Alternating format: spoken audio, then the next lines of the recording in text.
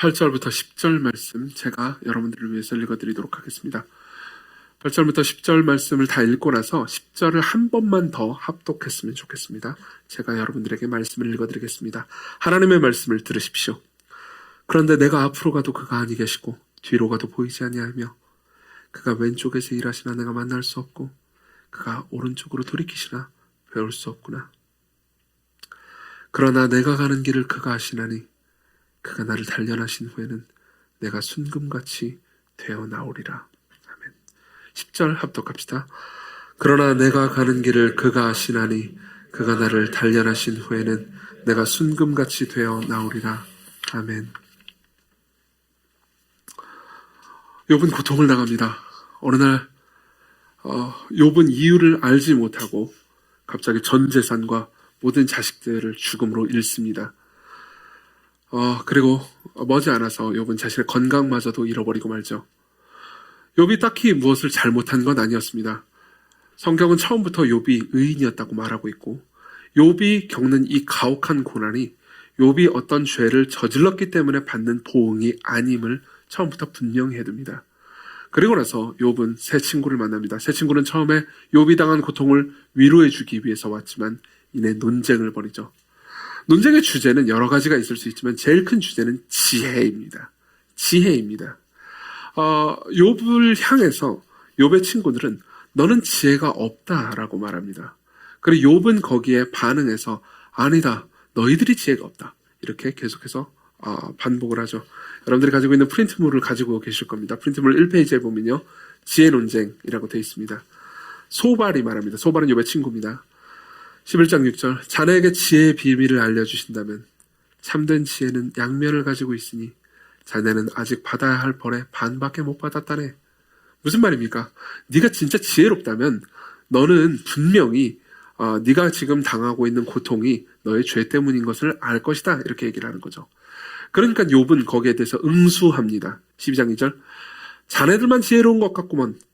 자네들이 죽으면 지혜도 죽겠어. 굉장히 시니컬한 말 아닙니까?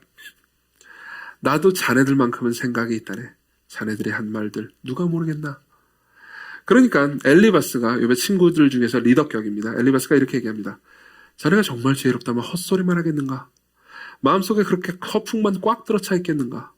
이렇게 쓸모없는 논쟁이나 버리고 유익도 없는 말이나 늘어놓겠는가. 자네는 정말 하나님 경외를 버려버리고 그분을 묵상하는 것을 완전히 떠났구만. 무슨 말입니까? 똑같은 얘기입니다. 네가 죄가 있어서 지금 그 고통을 당한다고 우리가 얘기를 해줬는데도 불구하고 너는 지금 끝까지 결백하다고 주장하고 있는 거 아니냐? 근데 네가 진짜로 지혜가 있다면은 이렇게 결백하다고 스스로의 결백을 주장하지 않을 거다. 너 정말 하나님 경외하기를 버렸구나. 이렇게 얘기를 합니다. 왜냐하면 성경에서 지혜는 하나님을 경외하는 것과 동의어이기 때문입니다. 그러니까 욥이 이렇게 응수하죠. 26장 3절 우둔한 나를 잘도 가르치는구나. 비꼬는 거죠. 네 큰 지혜를 잘도 가르쳐주는구나. 대체 이 모든 것을 어디서 들었는가? 자네가 하는 이 모든 말은 어떤 영으로부터 왔는가? 하나님께로부터 온 것이 아닐 것이라는 걸 확신하는 거죠. 그렇죠? 그러니까 서로 계속 너는 지혜롭지 않아. 아니야, 네가 지혜롭지 않아. 이 얘기를 계속해서 반복하는 거죠. 우리는 욥기, 시편, 잠언, 전도서를 지혜서라고 부르기도 합니다. 여기서 시편을 빼기도 하고요. 그리고 아가서를 넣기도 하는데 어쨌든 그 지혜서라고 부릅니다. 왜냐하면 지혜에 대해서 다루고 있기 때문이죠. 그리고 욥기는요, 고통 가운데 지혜를 다루고 있습니다. 이 문제는 아주 중요합니다. 왜냐하면요, 우리가 어떤 지혜는 고통을 겪지 않으면 배울 수 없는 지혜가 있고요. 그리고 우리가 고통을 겪는다 할지라도 우리가 지혜롭지 않게 고통을 대하잖아요. 그럼 우린 더 망가지기 때문입니다. 여러분들 중에서 큰 고통을 통해서 성숙한 사람을 본 사람도 있을 겁니다. 그렇지만 큰 고통을 지나고 나서 성품과 인간관계와 삶 전체가 망가진 사람도 적지 않게 보셨을 겁니다. 저도 그런 사람들을 많이 보았습니다. 고통을 당하고 나서 오히려 지혜로워지기는커녕 사람들에 대해서 더 가혹하게 대하고 자기 연민에 빠져서 세상을 원망하는 것도 많이 보았습니다. 이 문제에 대해서 사실 많은 사람들이 실제로 그러니까 그리스도인이 아니라 하더라도 지적하는 바이기도 합니다. 폴 브랜드라는 사람이 있습니다. 이 사람은 그리스도인입니다. 폴 브랜드는 이제 기독교인 의사이기도 하고요. 그리고 여러 곳에서 의료 선교 사역을 감당했던 사람입니다. 19세기 중반의 사람이죠. 죄송합니다. 20세기 중반의 사람입니다. 20세기 중반의 사람인데, 이 사람은 인도에서 복음을 전하면서 의료 사역을 감당했습니다. 근데 이제 본인이 놀랬던 것 중에 하나가 인도에서는 정말 가혹한 고통이 일상에서 넘쳐났거든요. 예. 뭐 의료가 좀 잘 안 돼 있으니까는 아픈 사람들도 많았고 그리고 부당한 고통들도 꽤나 많았습니다. 근데 폴 브랜드 본인이 본 것은 인도에 있는 정말 많은 사람들이 꽤나 의연하게 그 고통을 대처하고 있을 뿐만 아니라 그 고통을 지나고 나서 더 성숙해지는 것을 많이 보았다는 겁니다. 그리고 나서 인도에 있다가 다시 미국으로 돌아왔습니다. 본국이 미국이니까요. 미국에서 그가 본 것은 완전히 다른 것이었습니다. 읽어드리겠습니다. 내가 마주친 건 무슨 수를 써서라도 고통을 피하려 안간 힘을 쓰는 사회였다. 이전에 치료했던 인도의 환자들보다 더없이 안락한 환경에 살지만 고통에 대처할 준비는 형편없이 모자랐고 훨씬 더 쉽게 상처받았다. 이것은 심리학자들도 여러 번 지적하는 바입니다. 특히 이 부분에 있어서 전문가인 조너선 하이트라는 사람이 있습니다. 조너선 하이트, 이 사람은 뉴욕 대학교의 심리학 교수입니다. 이 사람은 그가 쓴 행복의 가설이라는 책에서 이런 이야기를 합니다. 그러니까 실제로 삶을 좀 보니까는 고통을 지혜롭지 못하게 대처한 사람들과 그리고 살면서 고통을 거의 겪지 못한 사람들 있잖아요. 그런 사람들이 고통을 겪는 사람들을 보면서 훨씬 더 가혹하게 대하더라는 겁니다. 고통의 원인을 찾을 때 그 사람으로부터 원인을 찾으라는 경향이 강하다는 거죠. 심지어 성폭력을 당한 피해자를 보면서도 그러니까 네가 뭘 잘못했기 때문에 그 사람은 뭐 네가 꼬였기 때문에 네가 그런 성폭력을 당한 거야 라는 식으로 피해자에게 원인을 돌리려는 성향도 고통을 거의 겪어보지 못한 사람들이 훨씬 더 심하다라는 것을 통계적으로 그리고 실증적으로 입증을 해냅니다. 그러면서 조너선 하이트는 이렇게 얘기합니다. 그러니까 지금 미국이라는 나라가 너무 사람들이 고통을 겪으면은 쉽게 자기 연민에 빠지게 만들고 그리고 부모는 자녀들을 과잉 보호하게 함으로써 사람들이 고통을 이겨내거나 견디지 못하게 만들고 있다. 우리가 삶에서 진짜로 성숙하려면은 거의 트라우마에 가까운 고통의 경험도 꼭 필요하다. 그리고 자신이 상담하는 모든 치료를 한 그 내담자들도 이런 경험을 지혜롭고 슬기롭게 견뎌나갈 때 훨씬 더 삶이 풍요로워지고 성숙해졌다는 것을 이야기해 줍니다. 무슨 말이냐면 우리는 지혜가 필요하다는 거죠. 고통을 견뎌내는, 고통을 잘 통과하는 지혜가 필요합니다. 여러분들이 지혜롭게 고통을 통과하지 않는다면 여러분들은 삶에서 고통이 여러분들을 망가뜨리는 것을 보게 될 겁니다. 여러분들이 고통을 통해서 지혜를 배우지 않잖아요. 그러면 여러분들은 삶에서 고통당하는 사람들을 위로해 주거나 동정할 수도 없을 겁니다. 그럼 어떻게 우리는 지혜를 얻을 수 있습니까? 욥기 전체가 그 지혜를 말해주고 있습니다. 저는 욥기 전체의 가르침을 통해서요.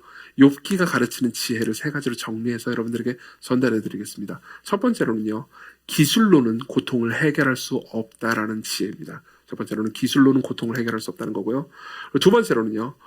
하나님을 경외하는 지혜가 필요하다는 겁니다. 우리가 고통을 잘 통과하기 위해서는 하나님을 경외하는 지혜를 가질 때 비로소 고통을 잘 견딜 수 있다는 겁니다. 그리고 고통을 통해서 성숙해질 수 있다는 거죠. 그리고 세 번째로 그렇게 하나님을 경외하게 되잖아요. 그럼 당연히 우리는 고통을 통해서 성숙해지고 더 영광스럽게 변해간다는 겁니다. 하나씩 보도록 하죠.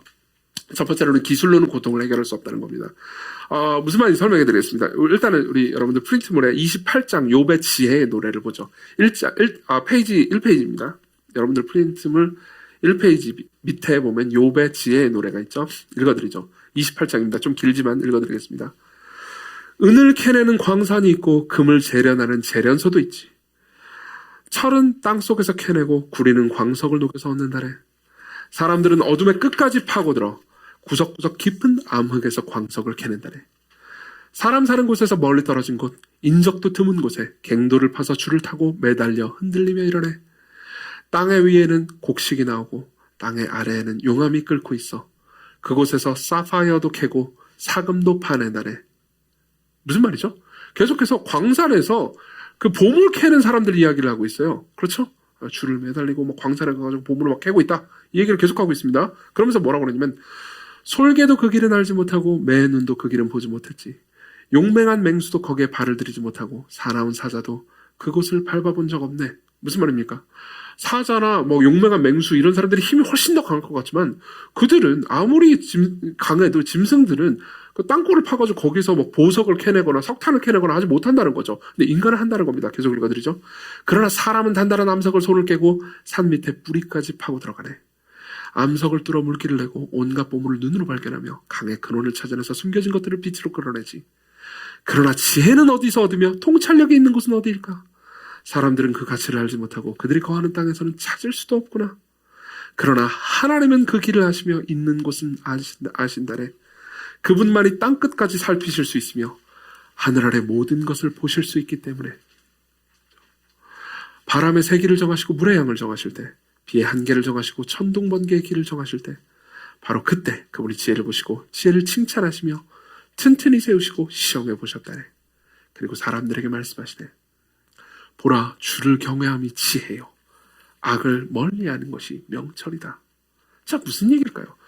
정리하자면 이렇습니다. 사람들은 놀랍습니다. 짐승들이 해내지 못하는 일들을 해냅니다.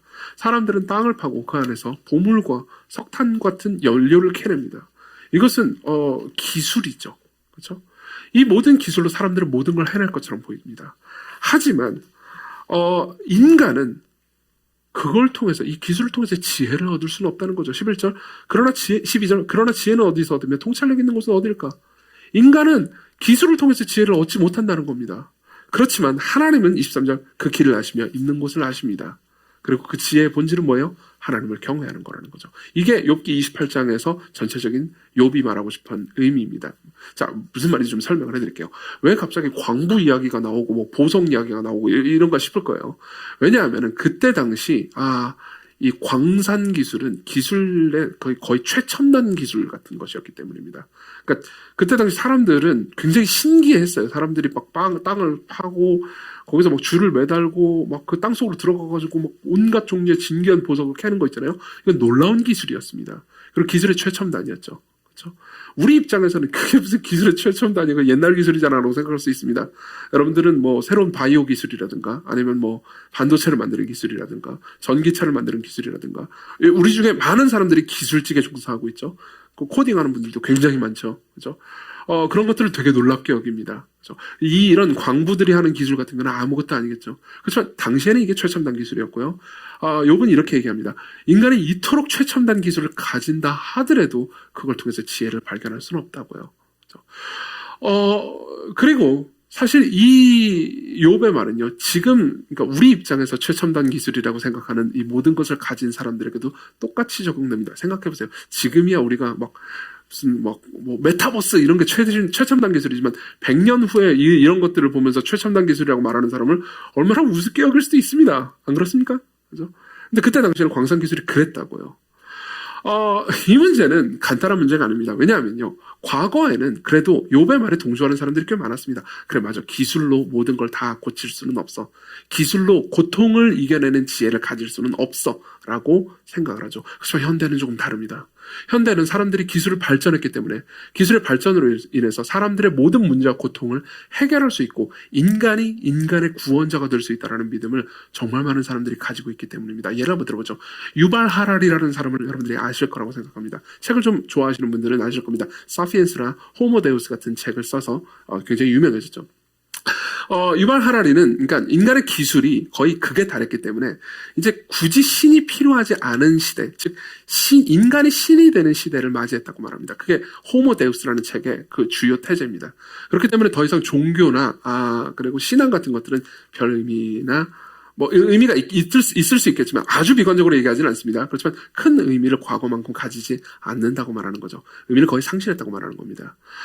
이분이 2020년 4월, 그러니까 코로나가 전 세계적으로 터지고 얼마 안 됐을 때입니다. 그때 가디언지하고 인터뷰했던 기록이 아직도 있습니다. 거기 보면 이제 이런 이야기를 합니다. 유발 하라리는 기술자들이 모든 문제를 바이오 기술자들이 이 문제를 빠르게 해결해 줄 것이다. 과거에는 이럴 때 사람들은 전염병에서 많이 죽고 그리고 굉장히 많은 사람들이 고통을 겪었지만 현재는 그렇지 않다. 우리에게는 바이오 기술자들이 있고 이들이 빠르게 백신과 치료제를 만들어서 우리는 빠르게 이 문제를 해결할 수 있을 것이다 라고 말해줍니다. 그러면서 이런 이야기를 덧붙이죠. 모든 기술적 문제에는 기술적 해법이 있다. 죽음을 극복하기 위해 우리는 예수의 재림 따위를 기다릴 필요가 없다. 실험실에 과학자 몇 명이면 된다. 과거의 죽음이 성직자와 신학자들의 전문 분야였던 반면 이제는 실험실의 공학자들이 그 권한을 인수받았다고요. 2020년 4월의 이야기입니다. 그러면서 사실상 이 과정 중에서 종교는 아무런 의미를 가지지 못할 거라고 생각을 하죠. 그리고 우리는 2년이 지났습니다. 미래는 함부로 예측하는 게 아니죠. 모든 걸 해결했나요? 여러분, 2020년 11월에 제가 처음에 그 백신, 여러분들 다 백신이 개발됐다는 이야기를 들었을 겁니다. 그렇죠? 그리고 백신이 나왔죠. 여러분들 중에 굉장히 많은 사람들이 코로나에 걸렸죠. 오미크론! 안 그래요? 이게 모든 걸 해결했나요? 물론 어느 정도 해결했습니다. 어느 정도 달라졌습니다. 그렇지만 사람들은 종교의 필요를 덜 느꼈을까요? 재밌는 거는요, 최근에 미국의 퓨 리서치 센터에서 그러니까 이 시기를 거치면서 사람들이 종교에 대한 인식이 어떻게 달라졌는지를 리서치를 내놨다는 겁니다. 퓨 리서치 센터에서 연구한 결과는 때로 굉장히 놀랍습니다. 유발 하라리의 예측과는 정반대로 정말 많은 나라에서 종교의 필요성을 더 강하게 느꼈습니다. 예컨대 미국 같은 경우에는요, 28%의 사람들이 종교가 더 필요하다고 생각했고 종교를 가질 의향이 더 커졌다고 생각했습니다. 그리고 오직 4%의 사람들만 종교적인 신앙이 더 약해졌다고 말했죠. 그리고 스페인 같은 나라는요, 16%의 사람들이 종교적인 신앙이 커졌고 종교를 가질 의향이 더 높아졌다고 말했고요. 오직 5%의 사람들만이 종교적인 신앙이 더 약해졌다고 말합니다. 우리나라는 어땠을까요? 어떨 것 같으세요? 우리나라는 아무래도 분위기가, 그러니까 교회에 대한 비판도 굉장히 셌고, 그 과정 중에서 교회가 중심적으로 욕을 많이 먹었기 때문에, 이게 반대일 것 같잖아요. 아니에요. 10%의 사람들이 종교적인 신앙을 가질 의향이 더 많이 생겼다고 말하고, 그럼 우리나라는 이제 반대도 좀 셉니다. 9%의 사람들이 종교적 신앙이 더 약해졌다고 말했습니다. 근데 재밌게도요, 무교도들만 이제 대상으로 조사를 했을 때 어떤 결과가 나왔는지 아세요? 2017년도에는요, 종교에 대해서 알아볼 의향이 있다라는 생각을 가진 사람이 40%였습니다. 근데 지금은요, 49%예요. 더 올라갔죠. 왜 그랬을까요? 왜 유발 하라리의 예측이 틀렸을까요? 인간은요, 단순히 우리 안에 있는 문제를 기술로만 해결할 수 없다라는 것을 알았기 때문입니다. 여러분들 모두가 이미 직관적으로 알고 있습니다. 이 모든 문제 가운데서 사회적 거리두기와 백신과 치료제가 모든 걸 다 해결할 수 있을 거라고 처음에는 그렇게 생각했습니다. 그렇지만 2년이 지나고 나서 많은 사람들은요, 우리가 해결하려고 무슨 기술들을 사용해서 어떤 해법들을 사용해서 뭐를 해결하려고 할 때 해결되지 않은 다른 문제들이 생긴다라는 걸 알게 됐죠. 그렇죠? 그리고 그 문제를 우리가 다 해결할 수는 없다라는 것, 즉 인간의 무력감을 더 깊이 깨달았던 겁니다. 이건 여러분들한테 굉장히 중요합니다. 왜냐하면요, 과거의 사람들이 신앙이나 무언가, 그러니까 인내로 해결하려고 했던 문제를 지금 현대의 사람들은 기술로 훨씬 더 많이 해결하려고 하기 때문입니다. 그죠? 여러분들 기술자를 우리 교회는 기술자들이 엄청나게 많은데 제가 기술자를 비난하겠습니까? 기술자를 비난하려고 하는 게 아닙니다. 우리 교회에도 그러니까 상담이나 혹은 정신의학 쪽을 공부하시는 분들이 계십니다. 실제로 현업에 계신 분들도 계시고요. 당연히 여러분들을 비난하는 건 아닙니다. 그렇지만 여러분들 스스로가 무엇보다도 잘 알 겁니다. 내가 하는 일이 정말로 필요한 일이지만 완전히 충분한 일은 아니라는 걸 누구보다도 더 잘 알고 계실 겁니다. 이를 한번 들어보죠. DSM이라는 게 있습니다. DSM, 정신질환의 진단 및 통계 편람이라는 책입니다. 저도 한 권 가지고 있고요.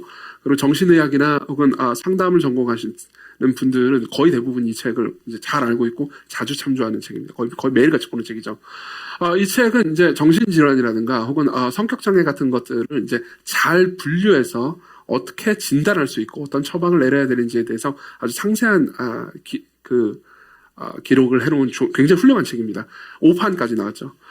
근데 이 책의 집필을 주도했던 로버트 스피처라는 사람이 있습니다. 이 사람 정신의학자고 상담심리 치료사기도 했죠. 이 사람은 이제 이 DSM 전체를 주도하고 나서 나중에 이제 회고를 할 때 이런 후회를 합니다. 뭐라고 말하냐면 슬픔이나 괴로움이나 염려 같은 인간의 통상적인 경험들을 쉽사리 정신장애로 규정하는 과오를 범했다고요. 무슨 말입니까? 누군가 슬퍼합니다. 예전에는 저 사람은 지금 슬퍼하고 있구나. 좀 더 슬퍼하게 해주고 같이 슬퍼해야 되겠다. 그리고 이 슬픔을 지나면 치료되겠지라고 생각했어요. 근데 현대는요. 우울증에 걸렸구나. 어떤 약을 먹으면 되겠군. 이라고 훨씬 더 쉽사리 생각하게 됐다는 거죠. 실제로 심리치료사이사 인류학자인 제임스 데이비스라는 사람이 있습니다. 이 사람은 이렇게 얘기합니다. 몹시 슬퍼하거나 불안해하거나 불행하다고 느끼면 변화가 필요한 인간의 자연스럽고 통상적인 반응으로 여기기보다는 치료가 필요한 기능장애에 시달리고 있다고 가볍게 판단하고 가벼운 처방을 내린다고요. 다시 한번 말씀드리지만 여러분들이 그러니까 상담이나 혹은 정신의학 쪽에서 일하시는 분들을 폄하하는 게 아닙니다. 저 역시 그럼 뭐 너는 목사라서 다 되냐? 아니요. 저도 절망적으로 연약합니다. 무슨 말이냐면 누군가 조증에 시달리고 있다고 합시다. 그럼 제가 그분을 도울 길은 일단 당장 상태가 심한 상태에서 제가 그분을 도울 길은 하나밖에 없습니다. 끌고 정신과로 가는 겁니다. 그리고 약을 처방받는 거죠. 그럼 어느 정도 가라앉으니까요. 그렇지만 그 모든 문제가 그러니까 인간을 어느 정도 기계로 보고요. 그리고 간단한 방식으로 인간을 처방하는 것이 즉 기술이요. 인간의 문제를 다 해결할 수 있을 거라고 생각하지 않습니다. 여러분들 중에 상담이나 혹은 정신의학에 종사하는 분들도 그렇게 해결할 수 있을 거라고 믿지 않을 겁니다. 오히려 여러분들이 그걸 더 잘할 겁니다. 우리 모두 마찬가지입니다. 여러분들은 기계가 아닙니다. 우리는 단순한 기계가 아닙니다. 우린 영혼이에요. 간단한 기술만으로는 우리를 고칠 수 없습니다. 우리는요, 우리 중에 가장 나이 어린 아이까지 포함해서요, 아이까지 포함해서 우리는요, 우리가 생각했던 것보다 훨씬 더 위대한 존재로 지어졌습니다. 왜냐하면 우리를 만든 분은요, 어마어마하게 위대한 분이기 때문이죠. 우리는 그렇게 단순한 존재가 아닙니다. 무슨 말이냐면 여러분들에게 기술이 필요하기도 합니다. 의학 기술이나 여러 가지 다른 기술들이 필요합니다. 그리고 그 모든 기술은 하나님께서 우리에게 주신 선물입니다.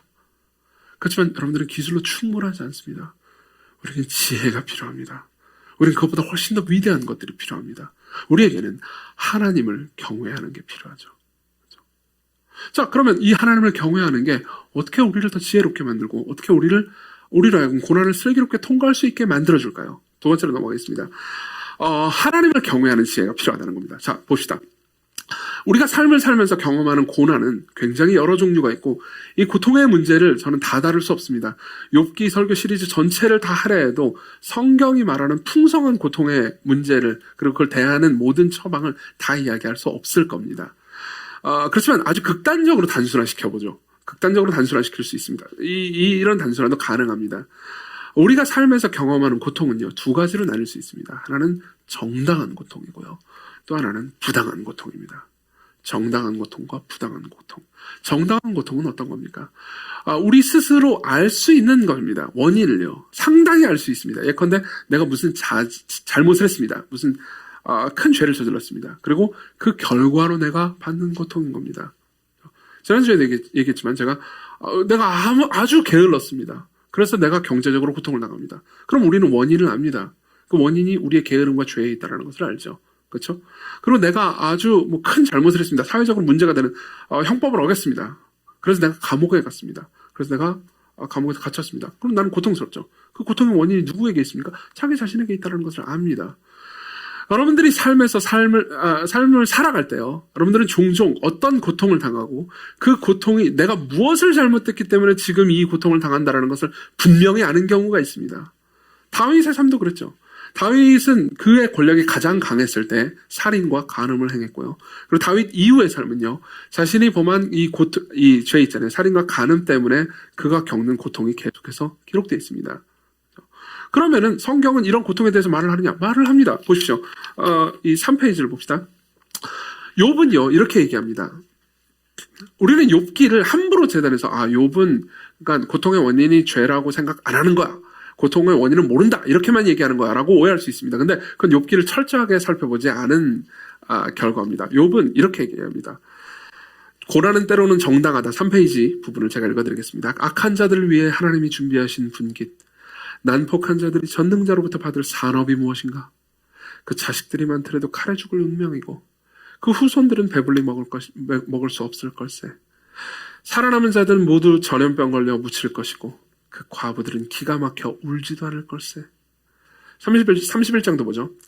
만일 내 걸음이 옳은 길에서 떠났거나 내 마음이 내 눈에 정욕을 따랐거나 내 손에 죄를 지은 흔적이 있다면 내가 심은 것을 타인이 먹기를 내가 지은 농사가 몽땅 망해버리기를 바란다래. 무슨 말입니까? 욥은 알고 있는 겁니다. 어떤 사람이 어떤 악을 저질렀을 때, 어떤 죄를 저질렀을 때 그 사람에게 당할 고통이 있을 거라는 것. 그리고 그게 정당하다는 걸 알고 있는 겁니다.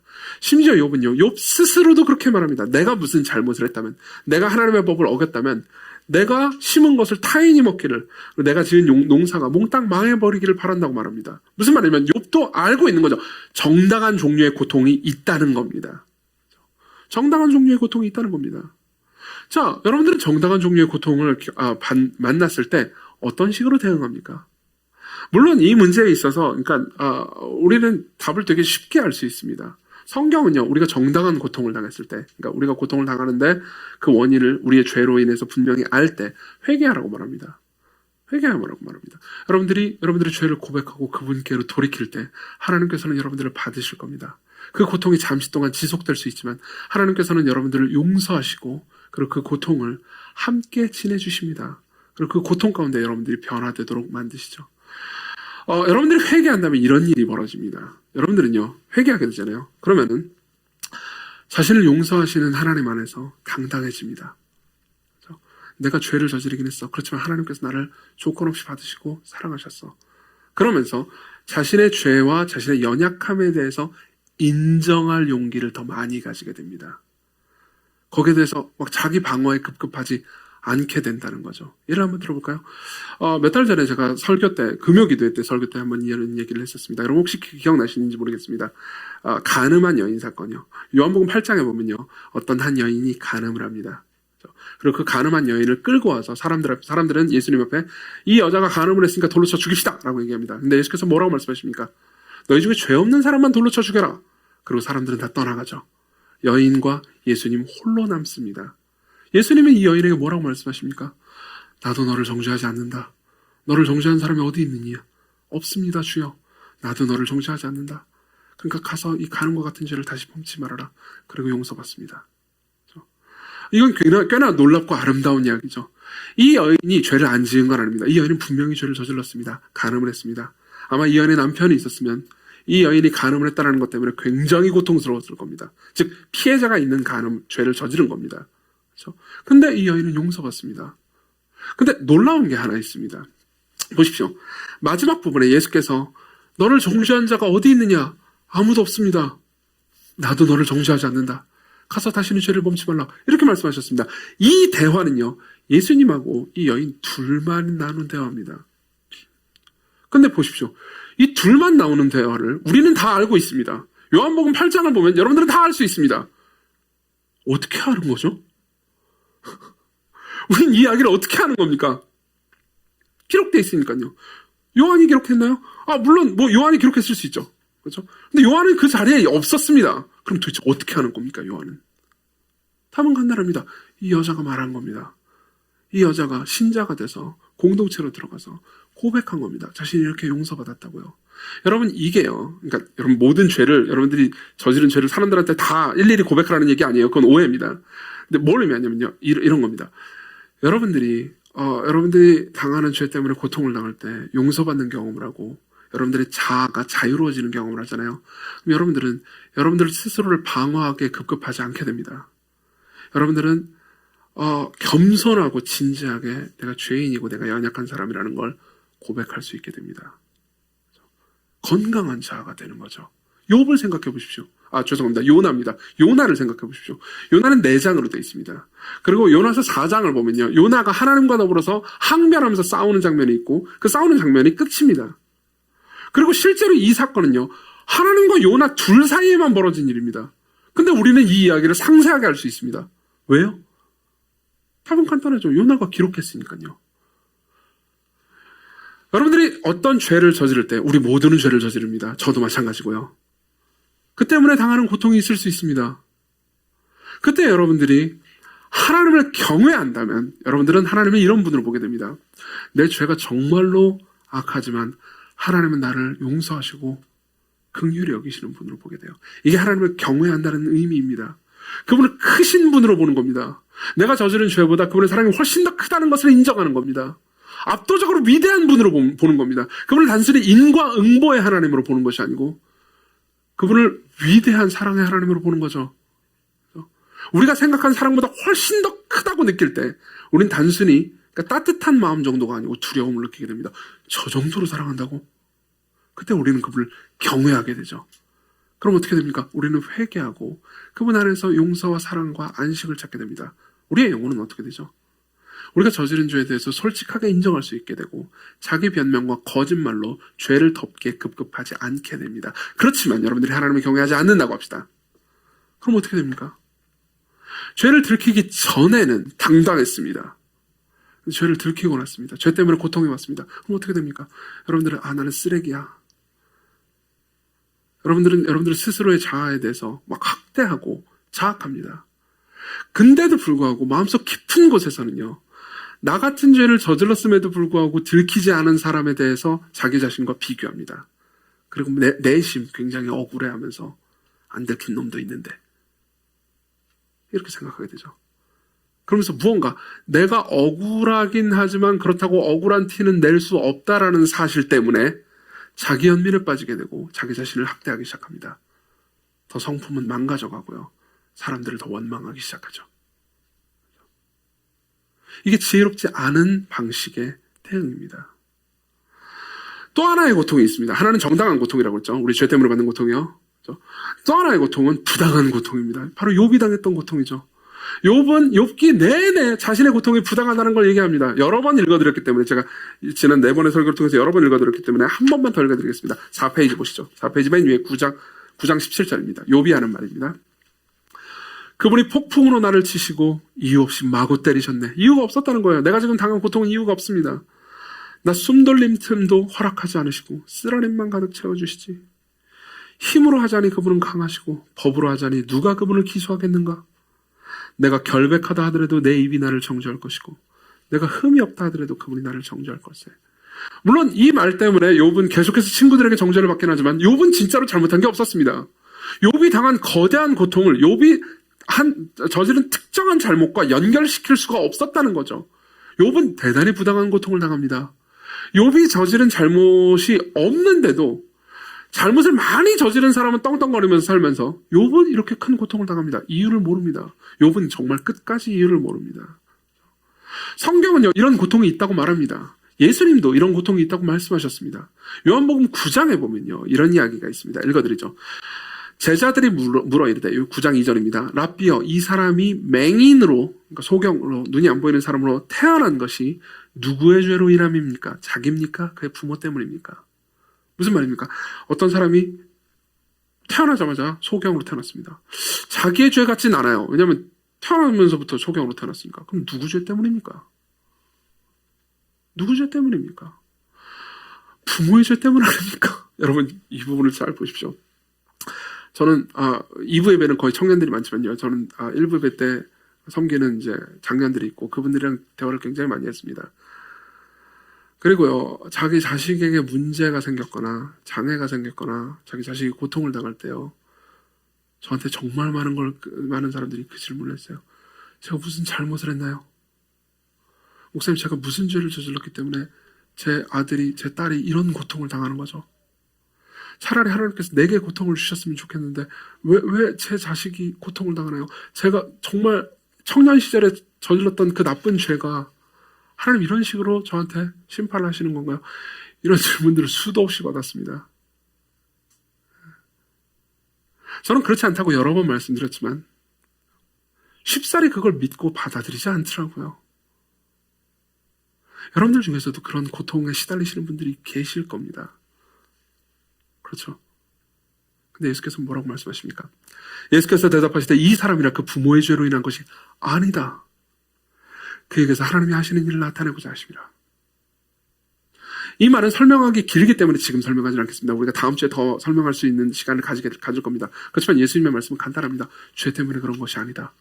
특정 죄 때문에 그런 것이 아니다. 물론 인간이 저지른 죄 때문에 이 모든 세상의 고통이 온 건 맞다. 그렇지만 네가 지금 경험하는 그 특정 고통이 이 사람이 소경인 이유가 이 사람이 저지른 혹은 이 부모가 저지른 특정 죄에 대한 보응 때문인 건 아니다. 오히려 이 모든 것들을 통해서 하나님이 하실 일이 있다. 자, 들어보십시오. 이게 바로 욥기의 주제인 동시에 성경의 가르침입니다. 부당한 고난을 만날 때 인간이 가져야 되는 지혜라는 거죠. 어떻게 이때 하나님을 경외합니까? 보십시오. 여러분들이 부당한 고통을 겪습니다. 그러면은 고통스럽죠. 그리고 하나님을 봅니다. 그때 하나님이 여러분들이 경외한다는 건 이걸 의미합니다. 하나님은 내가 생각했던 것보다 훨씬 더 큰 분입니다. 나는 보통 내 선행을 하면 하나님께서 거기에 대해서 복을 주심으로써 하나님을 조종하려고 들지만 하나님은 조종할 수 있는 분이 아니에요. 그분이 세상을 움직이는 그분의 통치와 그분의 주권은 내가 함부로 생각하거나 다 이해할 수 없습니다. 그 모든 것들을 하나님께서 내게 가르쳐 주신다 하더라도 내가 다 이해할 수는 없습니다. 무슨 말이죠? 그분을 진짜 경외하는 겁니다. 내가 생각했던 것보다 훨씬 더 큰 존재로 생각하는 겁니다. 내가 가늠할 수 있는 것을 넘어서는 위대한 존재로 바라보는 겁니다. 그렇기 때문에 인내하는 거죠. 어떻게 인내합니까?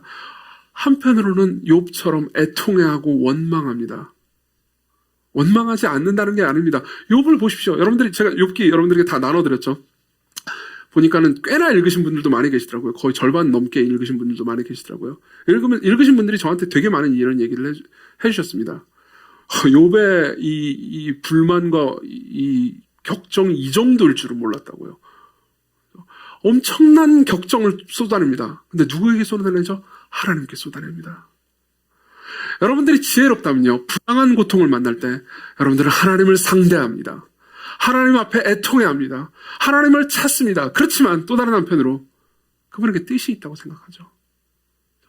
그 뜻에 대해서 불만을 품을 수도 있고 그 뜻에 대해서 원망할 수도 있고, 그렇지만 그 뜻이 있다고는 생각합니다.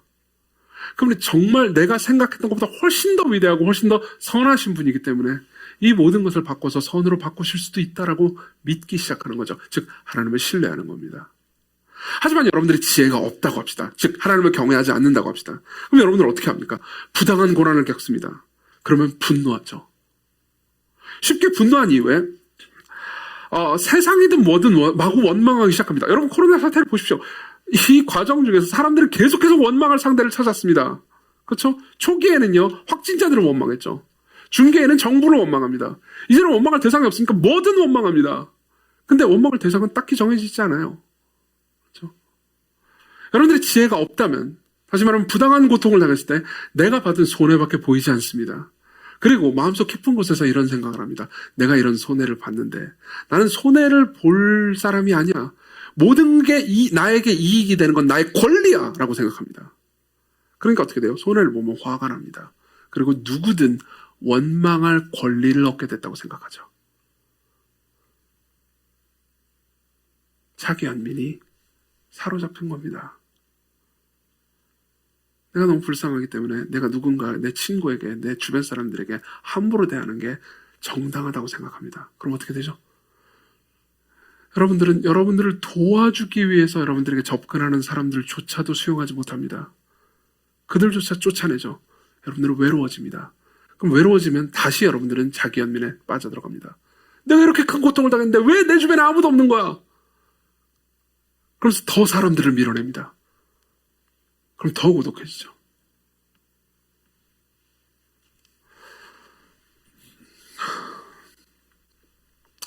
하나님을 경외하는 삶은요,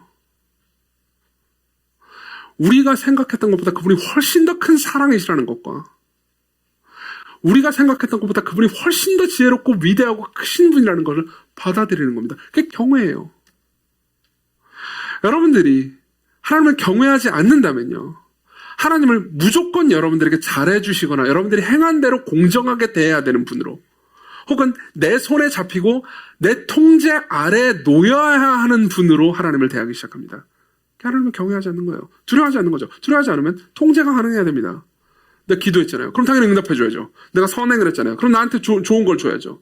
내가 예배를 드렸잖아요. 지금 이 주일날 졸려 죽겠는데 집에 갇혀있어, 집에서 내가 넷플릭스 봐도 되는데 여기 나왔잖아요. 그럼 나한테 뭔가 좋은 걸 줘야죠. 이건 단순히 인과응보나 기복신앙 정도가 아닙니다. 하나님을 손에 올려놓는 태도입니다. 그렇죠? 여러분들은 손에서 내려놓습니다. 하나님을. 그리고 무릎을 꿇고 그분을 경배합니다. 하나님, 내가 정당한 고난을 당했을 때, 내 죄 때문에 당하는 고난 앞에서 나는 당신께 돌이킵니다. 내가 이렇게 문제가 있는 존재지만 나를 넉넉히 충분히 영원히 사랑하실 수 있을 정도로 당신은 크신 분이라는 것, 크신 사랑의 하나님이라는 걸 인정합니다. 또 동시에 내가 부당한 고난을 당했을 때, 내가 다 이해할 수 없지만 당신의 뜻과 계획이 있으리라는 것을, 그리고 미래에 내가 소망을 둘 곳이 있으리라는 것을 받아들입니다. 내가 당신을 경외합니다. 그럼 어떻게 됩니까? 세 번째로 넘어갑니다. 여러분들은 성장하게 됩니다. 여러분들은 성장하게 됩니다. 보십시오. 욥의 고백을 보십시오. 4페이지 맨 마지막 부분입니다. 내가 정금같이 나오리라 부분이죠. 23장 8절부터 14절을 제가 다 읽어드리겠습니다. 그런데 내가 동쪽으로 가도 하나님 안 계시고 서쪽으로 가도 하나님 찾을 수 없구나. 북쪽에서 일하고 계실 때도 만나지 못하고 남쪽으로 돌이키셨나 해도 뵐 수 없구나. 그러니까 무슨 말이냐면 이 고통의 원인을 못 찾겠다는 거예요. 내 죄는 확실히 아는데 하나님 안 가르쳐 주신다는 걸 미치겠다는 거예요. 그렇지만 10절 내가 가는 길을 나는 모르겠지만 그분이 아신다. 그분이 나를 이렇게 실현하시고 나서는 내가 정금처럼 되어 나오리라. 내가 성장할 거야. 내 발은 그분의 걸음을 따라갔고 나 그분의 길을 벗어나 방황하지 않았다네. 나 잘못한 게 없다는 거죠. 그분 입술에서 나온 명령 어긴 적 없고 삼시세끼보다 그분의 입의 말씀을 귀하게 여겼다네. 여전히 나는 결백하다는 겁니다. 하지만 내가 결백하긴 하지만 그분이 정하신 뜻을 누가 바꿀 수 있으리. 그분 원하시면 무엇이든 원하시면 그대로 하실 텐데 말이야. 그러니 나를 향해 정하신 일이 있다면 이루시리. 그분이 정하신 일이 많기도 할 거야. 무슨 말이죠? 나는 그래도 경외하겠다는 겁니다.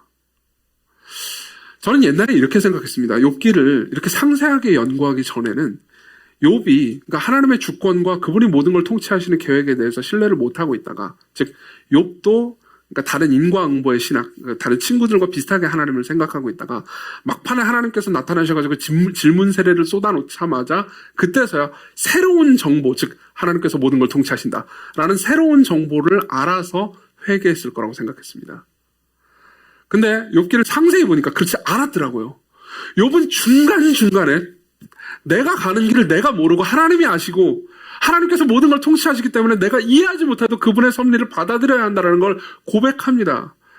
그러다가 너무 고통스러우니까 또 괴로워하고, 원망했다가 신뢰하고, 신뢰했다가 또 원망하고, 그리고 친구들이랑 또 싸우고. 이게 되게 버라이어티예요. 다 읽어보신 분들은 아실 겁니다. 싸웠다가 원망했다가 또 갑자기 기도했다가 신뢰했다가 굉장히 복잡합니다. 이게 고통당하는 사람이 지혜롭게 고통을 거쳐나가는 과정이죠. 어떻게 됩니까? 욥은 성장합니다. 다음 주에 더 자세히 보겠지만 욥은요 마지막에 새 친구를 용서합니다. 42장에 나와요. 욥은 자신에게 상처를 준 사람들을 넉넉히 껴안을 정도로 커가죠. 고통은 여러분들을 성장시킵니다. 고통은 우리가 지금 누리고 있는 모든 것들이 당연한 것이 아니었다는 것을 비로소 깨닫게 만듭니다. 고통은 내가 정말 원하고 갈망하고 바랐던 것, 예를 들면 성공, 이런 것들이 뜻밖에도 그렇게 가치 있는 것이 아니었음을 깨닫게 만듭니다. 고통은요, 여러분들이 고통을 지혜롭게만 통과한다면요, 하나님을 경외하면서 통과한다면요, 같은 고통을 당한 사람들을 굉장히 깊은 사랑으로 통정해 줄 수 있습니다. 여러분들은 변해가죠. 여러분들은 아름다운 성품으로 변해갑니다. 저는 이 설교 시리즈를 준비하기 위해서, 그러니까 욥기나 이런 주석뿐만 아니라 실제로 고통당하다가 그 고통을 그러니까 신앙으로 이겨낸 사람들의 글들을 많이 읽었습니다. 여러 책들을 보면서 읽었는데 제가 특별히 추천해드리고 싶은 책이 있습니다. 제럴드 시처의 하나님 앞에서 울다라는 책입니다. 하나님 앞에서 울다. 제럴드 시처는 이제 제가 원래 되게 좋아하는 신학자였습니다. 여러분들 중에서 혹시 하나님의 뜻을 내가 어떻게 알 수 있나요? 이렇게 물어본다면 제가 보통 제럴드 시처의 하나님의 뜻이라는 책을 추천해주곤 했죠. 그 외에도 제럴드 시처의 책은 제가 여러 번 읽었었습니다. 이분은 굉장히 탁월하고 경건하고 그리고 건전한 신학의 바탕을 두고 복음을 전해줍니다. 그렇기 때문에 저는 원래는 이 책을 읽기 전에, 하나님 앞에서 울다라는 책을 읽기 전에는 그냥 탁월한 신학자인 줄만 알았어요. 굉장히 깊은데 이거 되게 탁월한 분이구나. 그럼 그냥 잘 몰랐습니다, 이분에 대해서. 근데 이번에 이제 욥기 설교 시리즈를 준비하면서 이분이 이런 책도 쓴 적이 있구나 해가지고 고통에 관한 책이구나. 그래서 하나님 앞에서 울다라는 책을 샀어요. 그래서 읽는데요, 그렇게 두껍진 않았습니다. 근데 거의 금방 읽히더라고요. 근데 이번에 어떤 일을 겪었냐면요, 인디오들이 살고 있는 지역에 들어가서 이제 살피다가 어떤 한 음주운전을 한 인디언의 차에 치여서 자신의 어머니와 아내와 자식 한 명이 그냥 하루아침에 죽어버린 일을 겪습니다. 엄청난 고통을 겪죠. 그리고 그 고통 가운데서 하나님을 찾고 그리고 원망하고 또 괴로워한 그 모든 기록을 하나님 앞에서 울다라는 책 안에 넣었습니다. 거기 보면 굉장히 다양한 그 시처의 감정이 들어있습니다. 저는 그걸 보고 나서 시처의 다른 책들이 이렇게 탁월했던 이유가 바로 여기 있었구나라는 생각을 많이 했습니다. 다른 책에는 본인이 이런 끔찍한 고통을 겪었다라는 걸 아무 데서도 기록을 안 해놨거든요. 그러니까 자신의 고통을 자랑하고 싶지 않았던 거죠. 근데 어쨌든 그 책을 보면서 제가 느꼈던 건 이거였습니다. 시차는요, 그러니까 계속해서 자신이 부당한 고난을 당하고 있다는 것 때문에 괴로워합니다. 왜 내가 잘못한 게 없는데 왜 내가 하루아침에 어머니와 아내와 자식을 잃어야 하는가? 그래서 너무너무 괴로워합니다. 그래서 하나님께서 왜 이 세상을 공정하게 만드시지 않는지, 왜 이렇게 부당한 일을 내가 겪어야만 하는지, 이걸 막 울부짖으면서 토해냅니다. 그러다가요, 이제 여러분 고통은 사람을 생각하게 만들죠. 시처가요, 가만히 생각해보니까 하나님께서 진짜 나를 공정하게 되면 어떻게 되지를 물어보게 된 거예요. 우리는 보통 잘 안 물어본단 말이에요. 근데 그때서야 비로소 물어보게 되는 거죠. 하나님께서 정말로 나를 공정하게 대하면 내가 지금 받고 있는 은혜도 몽땅 사라지게 되겠는데? 라는 생각을 처음으로 한 겁니다. 그러면서 이렇게 얘기합니다. 완전하게 공평한 세상에서 살고 싶다는 기대감이 갖는 문제는 그런 공평한 세상 속에서는 은혜도 없다는 것이다. 은혜는 받을 자격이 없는 이에게 주어질 때만 은혜이기 때문이다. 은혜가 머무는 세상에서 사는 일은 절대적 공정함만 있는 세상에서 사는 것보다 훨씬 낫다. 공정함만 있는 세상은 어떻게 보면 꽤 멋져 보인다. 그러나 우리가 올바르게 살아갈 때에만 멋질 뿐이다. 우리는 응당 받아야 할 것을 받지만 그게 얼마나 될지 의문이고 우리가 대부분 올바르게 안 살아가니까요. 또 우리가 정말 그 받은 것을 만족하면서 살 수 있을지도 의문이다. 은혜가 있는 세상은 우리가 마땅히 받아야 할 것 이상을 우리에게 약속한다. 우리에게 생명을 허락할 것이며 우리가 고통 가운데 있다 하더라도 그 사실은 변함이 없다. 그리고요, 시처는 이렇게 얘기합니다. 왜 이런 은혜에 대한 생각으로 자신이 위로받을 수 있었는지에 대해서 깊이 묵상을 하다가 이런 이야기를 합니다. 자신이 변할 수 있는 이유에 대해서 이런 얘기를 하죠. 하나님을 생각하니까 자신이 당한 이 부당한 고난이 부당하긴 부당해요. 내 죄 때문인 건 아니니까요. 근데 서서히 이해되기 시작하고 납득되기 시작하더라는 겁니다. 이유를 다 알아서 납득되는 게 아니고 그냥 받아들여지는 거죠. 왜 그렇습니까? 그분이 주권자이시기 때문이라는 겁니다. 그분이 주권자라는 게 왜 이해가 되는 문제일까요? 보세요. 그분이 주권자면 그분에게 최소한 벌어지는 일은 최소한 그분에게는 다 정당한 일이어야 되지 않겠습니까? 이해되세요? 자, 여러분들이 주권자라고 생각하십시오. 저 스스로도 한번 물어봤습니다. 저는 이제 뭐 주권자까지는 아니지만 어쨌든 우리 교회의 교역자들 사이에서는 리더가 맞죠? 네, 맞아요. 담임 목사 님이에요. 함부로 부르지 마세요. 주권자입니다. 그러면요, 저는 어떻게 행동합니까? 교역자들 사이에서 저는 어떻게 행동합니까? 다 저한테 이익이 되는 방식으로 행동하려고 들 겁니다. 제가 뭘 잘못했어요. 그럼 대충 유야무야 넘어가려고 하죠. 제가 뭘 잘했습니다. 그러면 기필코 받아내려고 합니다. 무슨 말이냐면요. 제가 주권자인 집단 내에서는요. 저는 늘 저한테 정당한 일만 생기게 만든다는 거죠. 독재자들을 생각해 보십시오. 독재자들은요. 자기가 잘못했어도 그 잘못을 부하에게 덮어 씌웁니다. 그죠? 그리고 자기가 잘했으면 당연히 그것을 최대로 받으려고 하죠. 여러분들 회사 다니면서 여러분들의 윗사람이 여러분들이 한 일을 자기 걸로 끌어오는 경험을 해본 적이 있는 분들이 계실 겁니다. 그죠? 여러분들은 부당하지만 그 사람한테는 그냥 모든 나쁜 일들은 자기한테 좋은 일을, 모든 좋은 일들은 자기한테 좋은 일로 하는 게 주권자입니다. 맞죠? 그리고 우리 하나님은 주권자예요. 근데 시처는 생각합니다. 그 주권자가 했던 일이 뭐죠? 그 주권자이신 분이 사람으로 오셔서 경험한 모든 일은 다 부당한 것밖에 없었어요.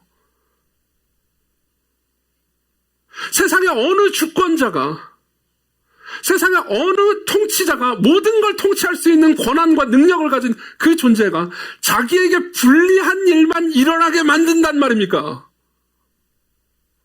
안 그래요? 시차의 말을 읽어드리겠습니다. 하나님께서는 인간이 되시기를 자청하셨고 상실의 고통을 맛보셨다. 나의 슬픔은 오랫동안 강렬하게 이어졌고 견디기 힘들었다. 그러나 만물을 다스리는 주권자 하나님이 내가 살고 있는 일상의 부당한 고통을 늘 겪으신 하나님이라는 사실을 알고 나서야 나는 위로를 얻을 수 있었다. 그분은 연약해서 상처받기 쉬우며 눈물이 흔하고 슬픔을 잘 아신다. 하나님은 세상의 부당한 슬픔을 아시는 고통받는 주권자시다. 여러분, 이 말이 되게 아이러니하지 않습니까? 고통받는 주권자라니요.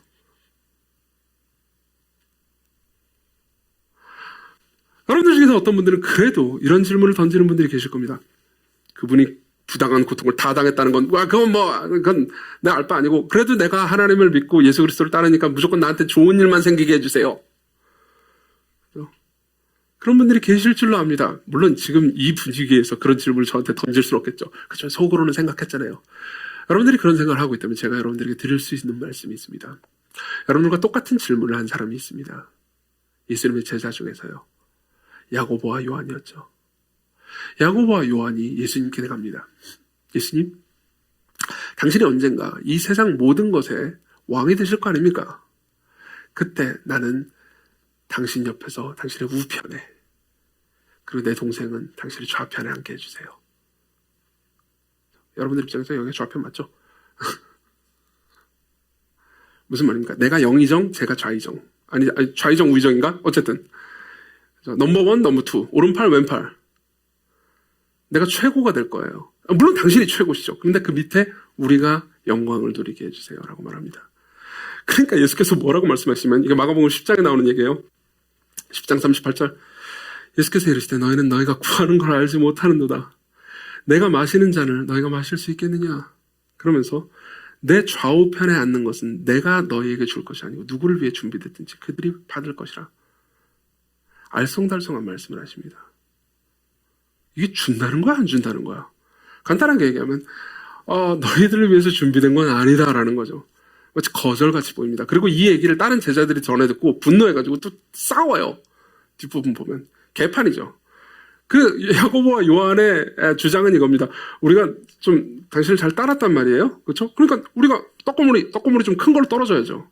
우리 다 그렇게 생각하지 않습니까? 내가 예수를 믿으니까 나한테는 항상 정당한 일, 심지어 내가 부당한 삶을 살더라도 나한테 좋은 일만 생겨야 되는 거 아니겠습니까? 야고보와 요한이 그렇게 말했습니다. 그리고 예수께서는 알쏭달쏭한 말을 하시죠. 내 좌우편에 앉는 것이 누구를 위해 준비되었든지. 그리고 마가복음은 계속 읽잖아요. 마가복음은 10장에서 끝나지 않죠? 15장으로 갑니다. 27절, 15장 27절. 예수께서 십자가에 달리세요. 그리고 마가복음은요, 예수께서 십자가에 달리신 그 사건은요, 마치 왕의 대관식처럼 묘사합니다. 왕이 등극하는 것처럼 묘사해요. 그러고서 이렇게 말하죠. 강도 둘을 예수와 함께 십자가에 못 박으니 하나는 그의 우편에, 하나는 좌편에 있더라. 무슨 말인지 이해되시나요? 야고보와 요한이 말합니다. 우리 오른팔 왼팔 하게 해주세요. 예수께서는 그 상태에서, 그 상황에서 말씀하실 수는 없지만 이렇게 말씀하시는 거죠. 무슨 말이냐. 나의 왕위 등극식은 십자가다. 내가 왕위로 등극할 때 너희가 좌편 우편에 있다는 건 너희들이 끔찍하게 고통스러운 결말을 맞이한다는 거다. 내가 마시는 잔을 너희도 마실 수 있겠느냐? 아니요. 그들은 그런 생각을 하지 않았습니다.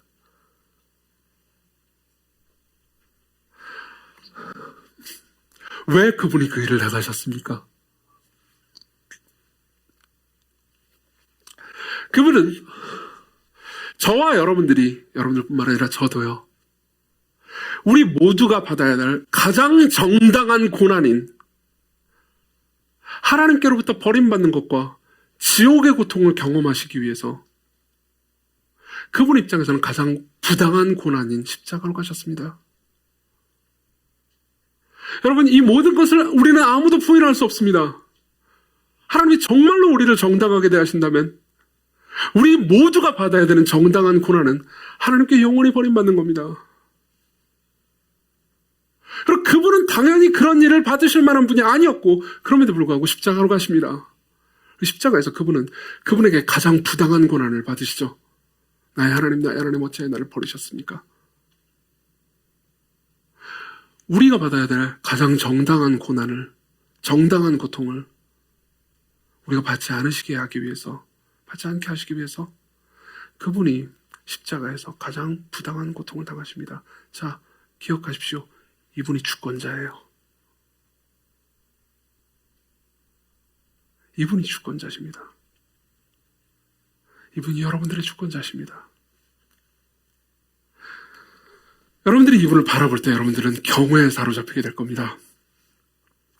여러분들이 이분을 볼 때, 그렇기 때문에 내가 저지른 모든 죄도 기쁨으로 용서해 주실 수 있겠구나 라는 생각을 하게 될 겁니다. 여러분들은 정당한 고난 앞에서 회개하게 되겠죠.